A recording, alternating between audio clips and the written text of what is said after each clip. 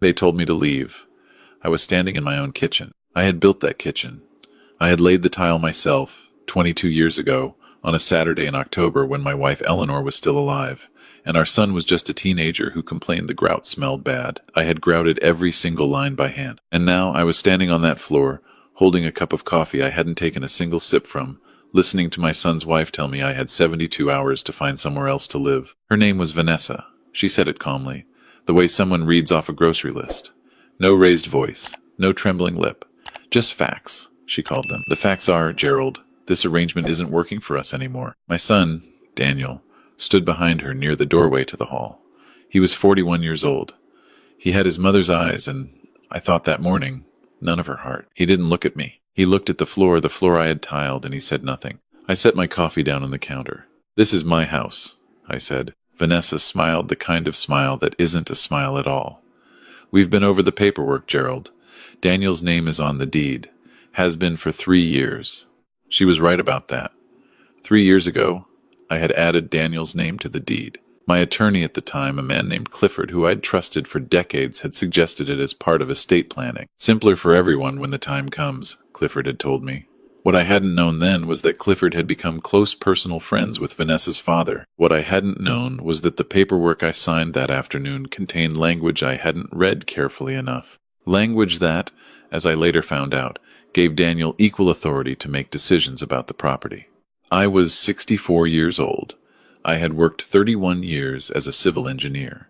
I had designed load-bearing structures for bridges that thousands of people drove over every single day without knowing my name. I had thought I was a careful man, a thorough man, a man who checked his work. I had not checked my work. 72 hours, Vanessa said again, and then she turned and walked out of my kitchen. Daniel finally looked up at me. For just a moment, I thought I saw something flicker across his face, something that looked almost like pain, but then it was gone, and he followed his wife down the hall, and I heard the bedroom door close behind them. I stood alone on my tile floor, and I drank my cold coffee, and I did not cry.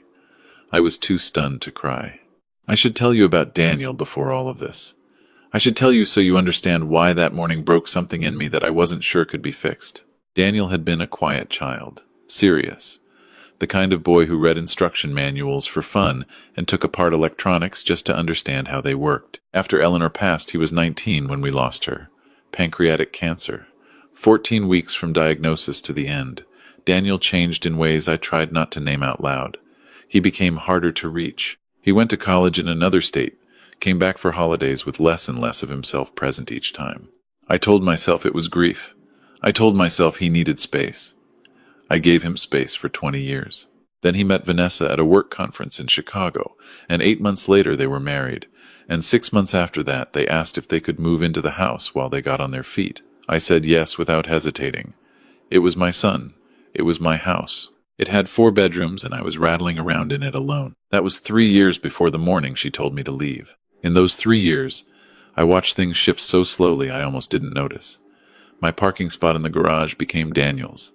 My chair at the head of the dinner table became, somehow, Vanessa's. My tools in the garage were moved to the back of a cabinet to make room for her exercise equipment. Small things. Reasonable things, I told myself each time. Pick your battles, Gerald. He's your son. But the battles I didn't pick had a way of accumulating. I called my daughter the afternoon after Vanessa delivered her 72-hour notice. Her name is Renata. She's 37, lives about 40 minutes away. Works as a forensic accountant for a firm downtown. She has Eleanor's stubbornness and, I have always privately believed, Eleanor's intelligence, which was sharper than mine, and she knew it. I called her, and I told her what had happened, and there was a long silence on the phone. "Dad," she said finally, "where are you right now?" "Kitchen." "Go outside. Go sit on the back porch and don't talk to either of them. I'll call you back in an hour." She hung up. I went and sat on the back porch.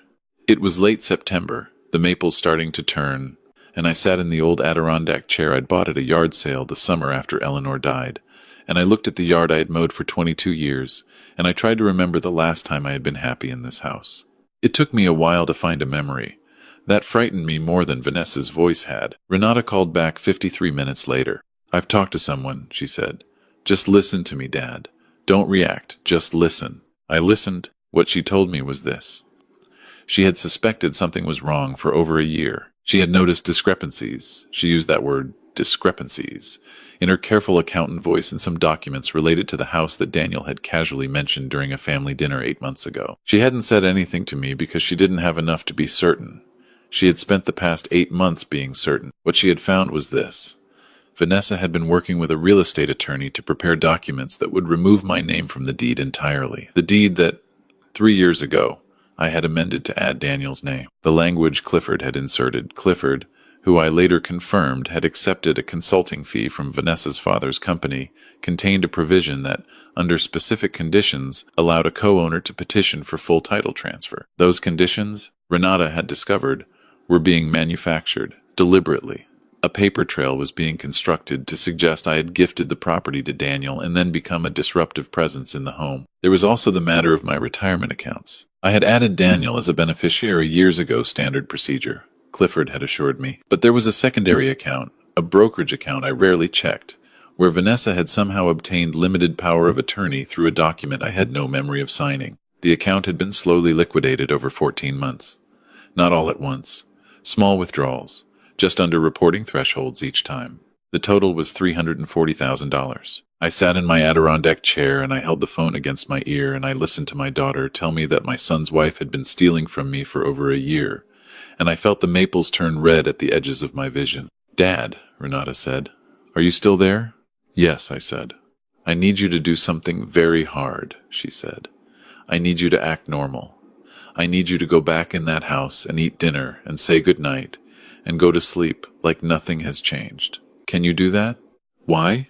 "Because I've already talked to someone at the FBI's Financial Crimes Division, and they need 3 more weeks. 3 weeks is a long time when you're sleeping in a house with people who are stealing from you." I ate dinner at that table. I said please and thank you.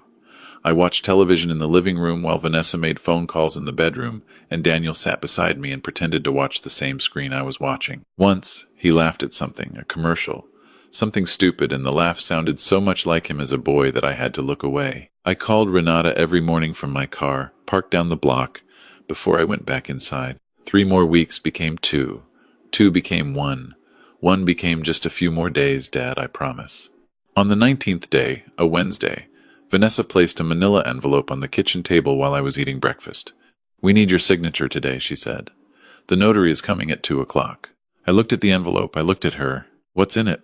"Just some updated estate documents." Clifford prepared them. She poured herself coffee. "It's really straightforward." I put down my fork. "I'll need to have my own attorney review them first." Something moved behind her eyes. Not anger exactly. Recalculation. "Of course," she said pleasantly. "Just try to have it done by the end of the week." She left for her yoga class at 8:15. I sat at the table and stared at the envelope and did not open it. 10 minutes later my phone buzzed. It was a text from Renata. "Tomorrow morning, be ready. I'm sorry for what I'm about to ask you to do. Trust me." That evening, Renata came to the house. This was not unusual.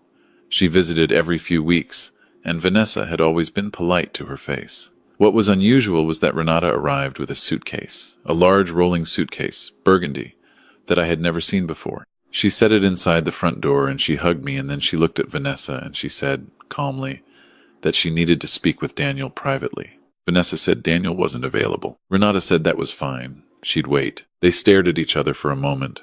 Then Vanessa went to get Daniel. What happened in that conversation in the dining room, I was not part of it.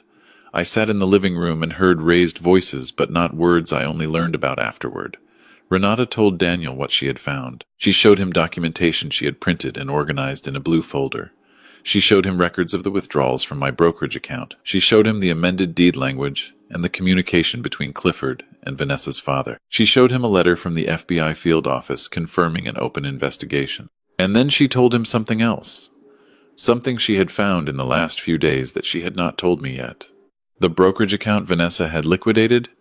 It wasn't the only one. There was a second account, a smaller one, an account Daniel himself didn't know about because I had opened it quietly after Eleanor died. A private thing, a kind of emergency reserve I'd never mentioned to anyone that had also been accessed. Through the same fraudulent power of attorney document. An additional $87,000 gone. Total taken from me. $427,000. I learned this later, sitting in the living room, listening to my son's voice rise in the dining room until it cracked completely. The front door opened 20 minutes later. Vanessa walked out of it with her car keys in her hand and did not look at me. I heard her car start in the driveway. I heard it pull away. Daniel came into the living room. His face looked like something had been removed from it. He sat down in the chair across from me, the chair that used to be mine, and he put his head in his hands. I waited. "Dad," he said into his hands. "I know," I said. "I didn't," he stopped. Started again. I thought she was just managing things. She said the account stuff was, she told me, you had authorized. Daniel. He looked up. "I believe you didn't know all of it," I said. "I need you to understand that I'm not sure that's enough." He nodded. His eyes were red. He looked, in that moment, 19 years old. The age he'd been when we buried his mother. "Renata is going to need you to cooperate with the investigators," I said. "Completely. Everything they ask." "Yes," he said. "Whatever they need." Renata came back into the living room and sat beside me on the couch, and we didn't say anything for a while. Then she picked up the burgundy suitcase she'd brought, and she placed it in front of me on the coffee table. "Open it," she said. I looked at her. She looked back with her mother's expression, patient, certain, slightly ahead of wherever I was. I opened the suitcase. Inside were documents, organized, labeled, tabbed. Every record Renata had compiled over 8 months of quiet, careful, meticulous work. Bank statements, email printouts, notarized copies, a timeline she had constructed day by day of every transaction, every document, every communication she had been able to obtain legally. And underneath the documents, a smaller zippered pouch. "Open that too," Renata said. Inside the pouch was a bank statement from an account I didn't recognize. It was in my name. The balance was $427,000. I stared at it. "When I realized how much she had taken," Renata said, "I started a parallel process. I worked with an attorney to freeze the assets she'd moved before she could get them offshore. The FBI helped with the rest. That money is in a protected account in your name, Dad. She never got to spend most of it. She thought she had more time." I looked at my daughter. "I am 64 years old. I designed bridges. I thought I was a careful man." "How long?" I said. 8 months of being sure," she said. "But I think I started wondering the first time I came to dinner and noticed she'd rearranged Mom's china cabinet." I laughed. It surprised me the sound of it in that room, real and sudden and unplanned. Renata smiled, and it was Eleanor's smile, and I had to look away for a moment at my tile floor. Vanessa was arrested on a Thursday morning 6 days later at a hotel in Columbus, Ohio, where she had checked in under a different name. The FBI had been monitoring her movements.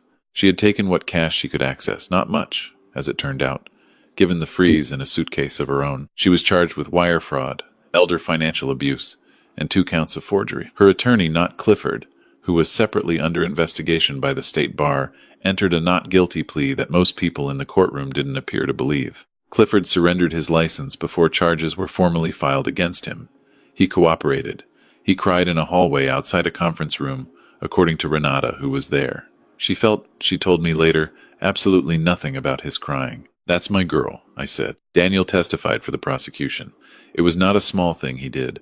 It was the hardest thing I have ever watched my son do, and I have watched him do hard things. He sat in that room and he told the truth about everything he had known and everything he had willfully not examined too closely, and when it was done he walked out of the courthouse and he stood next to me on the steps, and we didn't hug. We're not huggers. We never have been, but he stood close enough that our shoulders were touching, and we watched the parking lot for a while without speaking. "I want to pay back what I should have caught," he said finally.